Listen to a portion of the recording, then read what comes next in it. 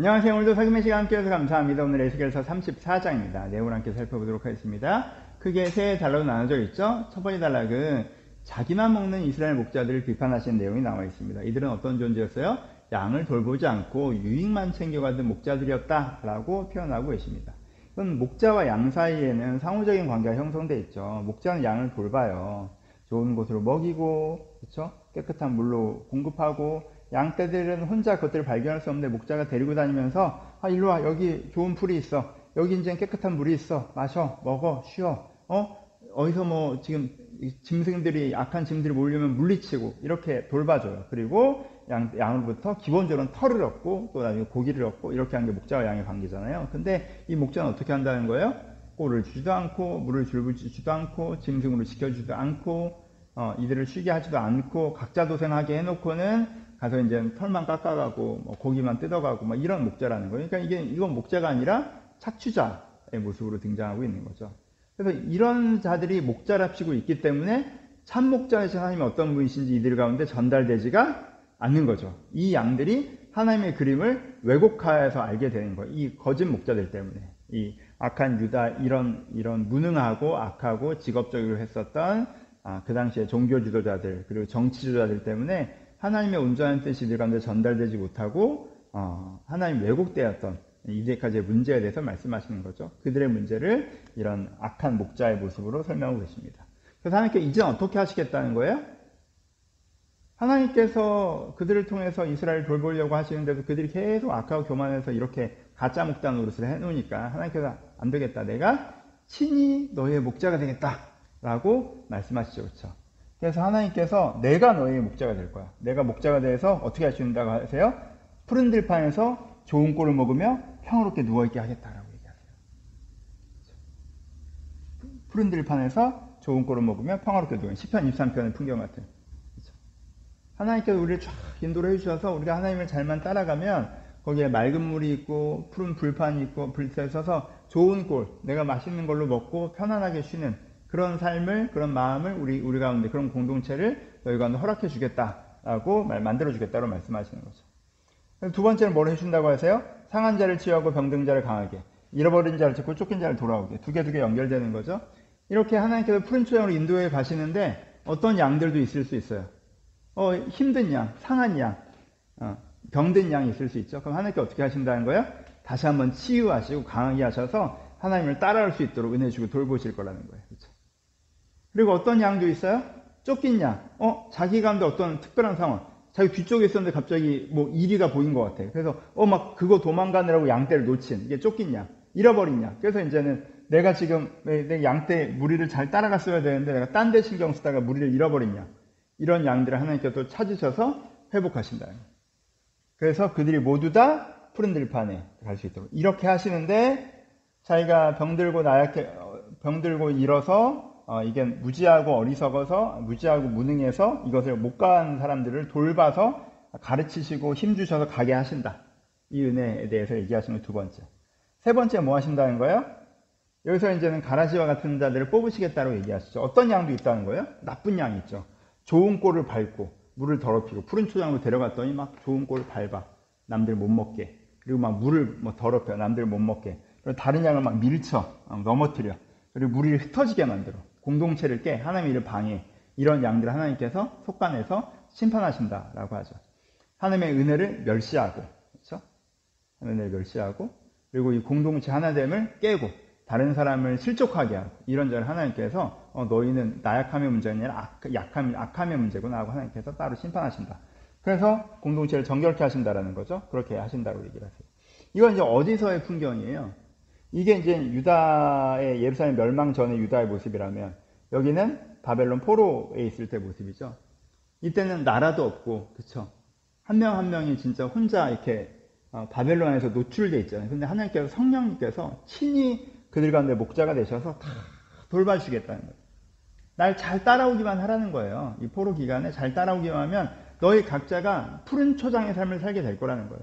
네가 나약해? 그럼 내가 새 힘을 줄게. 네가 잃어버렸어? 내가 인도해 줄게.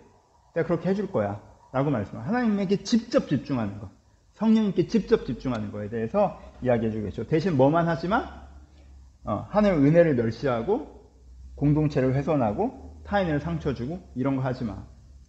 그렇게 하면 안 돼. 그러면 너는 이제는 우리가 심판의 위치에 서게 되는 거야. 너희가 겸손히 주님께서 주시는 푸른 초장을 향해서 나아가려고 하고 내가 못하겠다고 하면 도와주세요라고 하면 힘주시고 가르쳐주시고 요 흐름으로 가야 돼. 이런 양이 돼야 되라고 말씀하시는 거죠. 그게 뭔데 그게 막 이런 식으로 하고 막 내가 막 잘하고 있는 사람들 뭐 저 필요 있냐 막 이렇게 하는 당시 뭐 그 바벨론 유대에서 유대인들이 그런 자들이 있었을 거 아니에요. 하나님께서 이런 건 심판받는다. 겸손히 목자된 나를 따라와라. 여기서 내가 너를 돌볼 것이다. 라고 약속해 주는 것이 두 번째. 세 번째 이제 화평의 언약이죠. 이것은 어떤 의미에서는 70년도의 이야기일 수도 있고요. 그렇죠? 어떻게 하신다고 하세요? 한 목자를 세운다 내 종 다윗 그들의 왕을 얘기하고요. 그리고 악한 짐승부터 보호하고 복된 소나기를 내서 풍성한 소산을 낼 수 있는 좋은 땅을 너에게 주고 난 너희 하나님이 되고 너희는 내 백성이 되는. 여기서 그러니까 어떻게 돼요? 여기서 목자 되시는 이 딱 밀착성이 있다면 여기서 하나님 한 걸음 딱 물러나고 거기 하나님이 왕을 세우시죠. 왕이 세워진다는 건 나라가 세워진다는 거고. 메시아, 예수 그리스도이기도 하고 그렇죠. 하나님께서 왕을 세우셔서 거기에 뭘 만드세요? 하나님의 나라를 만드시죠. 화평의 언약. 누구도 이제는 이것을 깨트릴 수 없는 거기에 풍성하고 복된 것이 맞는 그렇죠? 안전하고 풍성하고 선한 공동체, 나라를 하나님께서 회복하신다라고 얘기하는 거죠. 그래서 이게 현대 유다에 대한 해석과 방향에 대해서 말씀하고 계시죠. 현대 유다는 뭔지 알고 있어요. 하나님께서 제시하신 은혜의 말씀이 있는데 그것들 중간에 있는 자들이 왜곡하고 깎아먹고 전달되지가 않아요. 결국 그래서 망한 거야. 유다에게 은혜가 있었어요. 언약이 있었어요. 그래서 계속 말씀하세요. 선지자를 통해서. 근데 거기서 중간에 있는 자들이 그것을 막고 왜곡시키고 전달되지가 않아. 그래서 결국 망했어. 하지만 이 바벨론에 와서 하나님께서 직접 한 사람 한 사람의 목자가 되어줄 거야. 그러니까 너희가 하나님을 온전히 따라오기만 하면 돼. 여기서도 교만해서 주님의 은혜를 멸시하고 공동체를 끼고 네가 잘났다라고 하면은 너는 진짜 심판을 받을 거야. 그건 자초하는 일. 그러지 말고 네가 선한 목자 하나님을 믿고 따라와. 그러면 넌 푸른 초장에 누울 거야. 그리고 결국 우리는 어떻게 될 거야? 하나님께서 한 왕을 세우셔서 우리를 아름다운 나라로 다시 한번 회복하실 거야. 우리가 이렇게 은혜를 경험하면서 이 소망을 준비하는 거야. 그게 우리의 과거이고 현재이고 미래야 라고 얘기하는 것이 에스겔서 34장입니다. 적용해 보죠. 그러니까는 내가 어떤 양이 돼야 돼요? 목자신 하나님에게 집중하는 양이 돼야 돼요. 여러분 이런 양이 되십시오. 하나님께 우리를 푸른 초장으로 인도해 주실 거예요. 그러니까 그 하나님을 따라가는 게 필요해요. 양이 할 건 뭐예요? 목자를 계속 쳐다보는 거예요. 목자한테 집중하는 거예요. 그렇죠? 그렇죠? 근데 목자를 잘 따라가는 거예요. 그럼 푸른 초장에 이를 거예요. 그렇죠? 그게 제일 중요해요. 하나님을 따라가는. 하나님을 따라가고 못 따라가겠으면 헬프를 청하고 내가 지금 힘들어서 못 따라가겠어요. 내가 여기 어디로 가야 되는지 몰라서 못 따라가겠어요. 따라가고 싶은데 뭐가 뭔지 모르겠어요. 알려주세요 하면 하나님께서 와서 알려주실 거고 어떻게 해야 되는지 알겠는데 못하겠어요. 힘주세요 하면 힘주실 거고 그렇게 하나님의 지혜와 능력을 구하며 하나님 계속 따라가고자 하는 거. 그럼 여러분 푸른 초장에 도착한다라는 이 단순함을 회복하라고 우리가 늘 말씀하시죠. 이런 양이 되면 안 돼요. 내가 잘나 이것도 교만이잖아. 내가 잘나가지고 주시는 은혜 같은 거 그게 뭐 있어? 그거 갖고 어떻게 되는데 이렇게 하고 막 잘하는 사람들 방해하고 자기 생각만 하고 공동체 이렇게 하시면 안 된다. 그래서 내가 하나님 온전히 따르는 양이 되어야 된다. 하나님의 손안에 담겨있는 우리. 그래서 하나님께서 복된 소나기를 내시고요. 악한 짐승 우리부터 지키시고요. 하나님의 왕을 세우셔 주님의 나라를 만드십니다. 이거 큰 일을 많게 만들어가지고 그 손 안에 우리가 담겨있어요. 다른 역사성 안에 우리가 담겨있는 게 아니에요. 그래서 이 흐름 속에 우리가 담겨있다고 생각하시고 가짜로 인한 오해.